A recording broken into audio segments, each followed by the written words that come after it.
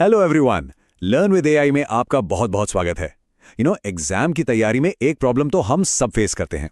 पढ़ते तो बहुत कुछ हैं, लेकिन एग्जाम हॉल के प्रेशर में इंपॉर्टेंट डिटेल्स, स्पेशली आर्टिकल्स के सीक्वेंस भूल जाते हैं।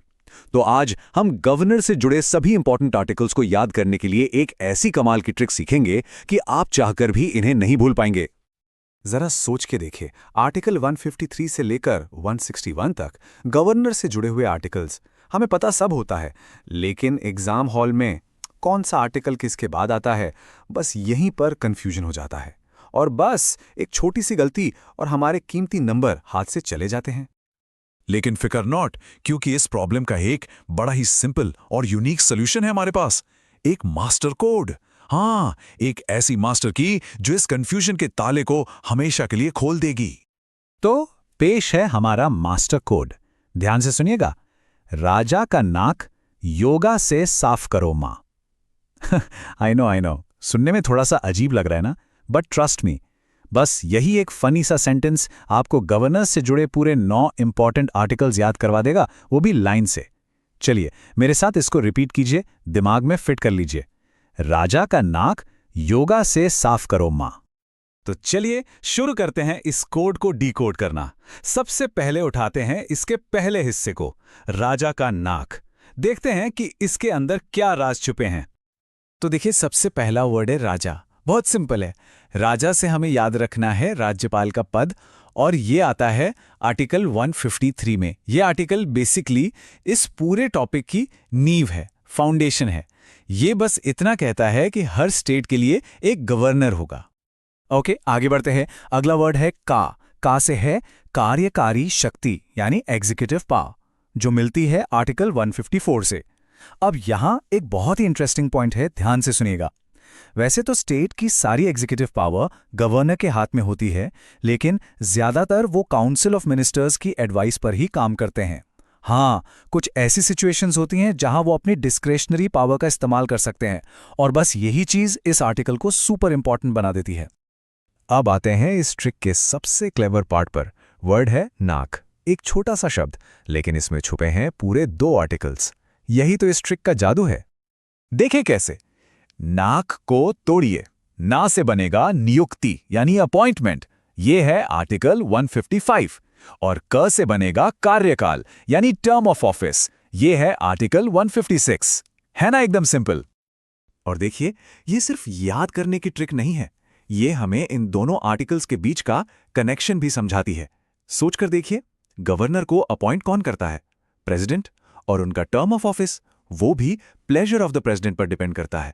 इसका क्या मतलब हुआ? मतलब साफ है, अपॉइंटमेंट और टर्म दोनों चीजें आखिरकार आकर जुड़ती हैं सेंटर से। और शायद यही वजह है कि गवर्नर का पोस्ट इतना ज्यादा पॉलिटिकल डिबेट्स का टॉपिक बना रहता है। चलिए कोड में आगे बढ़ते हैं। हमारा अगला पार्ट है योगा से साफ। इस हिस्से में हम बात करेंगे क्वालिफिकेशंस, कंडीशंस ऑफ सर्विस और सबसे इंपॉर्टेंट ओथ के बारे में। ओके, तो कोड में योग्यता का मतलब है योग्यता, यानी कि क्वालिफिकेशंस, आर्टिकल 157। और से का मतलब है सेवा की शर्तें, यानी कंडीशंस ऑफ सर्विस, आर्टिकल 158। अब इन दोनों में ना स्टूडेंट्स को बहुत कंफ्यूजन होता है, तो इसको आसान बनाते हैं। योग्यता को समझिए, एंट्री टिकट। इस पोस्ट के लिए अप्लाई करने की बेसिक रिक्वायरमेंट, भारत का नागरिक होना और 35 साल की एज। सिंपल। और सेवा की शर्तें हैं रूल बुक, यानी एक बार सिलेक्ट हो गए तो क्या क्या नियम फॉलो करने हैं, जैसे पार्लियामेंट या लेजिस्लेचर के मेंबर नहीं हो सकते, या कोई और ऑफिस ऑफ प्रॉफिट नहीं ले सकते। अब आगे है साफ। साफ से हमें याद रखना है शपथ, यानी ओथ, जो है आर्टिकल 115। और मैं बता दूं, ये कोई आम शपथ नहीं है, ये बहुत बहुत इंपॉर्टेंट है। गवर्नर शपथ किसकी लेते हैं? किसी गवर्नमेंट की नहीं, वो शपथ लेते हैं संविधान को प्रिजर्व, प्रोटेक्ट एंड डिफेंड करने की। इसका मतलब साफ है, उनकी पहली लॉयल्टी, पहली जिम्मेदारी भारत के संविधान के प्रति है। चलिए अब हम अपने ट्रिक के बिल्कुल आखिरी हिस्से पर आ गए हैं, करो मां। ये पार्ट हमें गवर्नर के ड्यूटीज और उनकी पार्डनिंग पावर के बारे में बताएगा। तो करो से हम याद रखेंगे कर्तव्यों का निर्वहन, यानी डिस्चार्ज ऑफ ड्यूटीज, आर्टिकल 160। इसको ना आप एक तरह का कॉन्स्टिट्यूशनल सेफ्टी नेट समझ सकते हैं। मान लीजिए कोई ऐसी सिचुएशन आ गई जिसके बारे में संविधान में कुछ लिखा ही नहीं है, तो ये आर्टिकल प्रेसिडेंट को पावर देता है कि वो उस सिचुएशन में गवर्नर की ड्यूटीज के लिए प्रोविजन बना सके। बेसिकली अनएक्सपेक्टेड सिचुएशंस के लिए एक बैकअप प्लान। और आखिर में आता है हमारी ट्रिक का सबसे आखिरी शब्द, माँ। और माँ से बनता है क्षमादान की शक्ति, यानी कि पार्डनिंग पावर, जो मिलती है आर्टिकल 161 से। जैसे एक माँ माफ कर देती है, ऐसी ही कुछ शक्ति गवर्नर को भी दी गई है स्टेट लॉ के अगेंस्ट किए गए ऑफेंसेस के लिए। लेकिन रुकिए, यहाँ एक बहुत बड़ा बट है जिसे समझना जरूरी है। गवर्नर की पार्डनिंग पावर प्रेसिडेंट जैसी नहीं है। इसमें एक बहुत बड़ा और सबसे इंपॉर्टेंट डिफरेंस है। वो ये कि गवर्नर मृत्युदंड यानी डेथ सेंटेंस को माफ नहीं कर सकते। ये पावर सिर्फ और सिर्फ इंडिया के प्रेसिडेंट के पास है। इस पॉइंट को मार्क कर लीजिए, एग्जाम में सबसे ज्यादा गलती यही होती है। तो देखा ये ट्रिक कितनी इफेक्टिव है। बस एक सेंटेंस और आर्टिकल 153 से 161 तक की पूरी जर्नी कंप्लीट। लेकिन अब टाइम है इस ट्रिक से एक स्टेप आगे जाने का और थोड़ा गहराई से सोचने का। तो एक क्विक रिकैप करते हैं। हमारी ट्रिक राजा का नाक योगा से साफ करो माँ ने हमें क्या क्या याद कराया। आर्टिकल 153 से गवर्नर का पद, 154 से कार्यकारी शक्ति, 155 से नियुक्ति, 156 से कार्यकाल, 157 से योग्यता, 158 से शर्तें, 159 से शपथ, 160 से कर्तव्यों का निर्वहन और फाइनली 161 से क्षमादान की शक्ति। देखा, पूरे 9 आर्टिकल्स एक ही सेंटेंस में।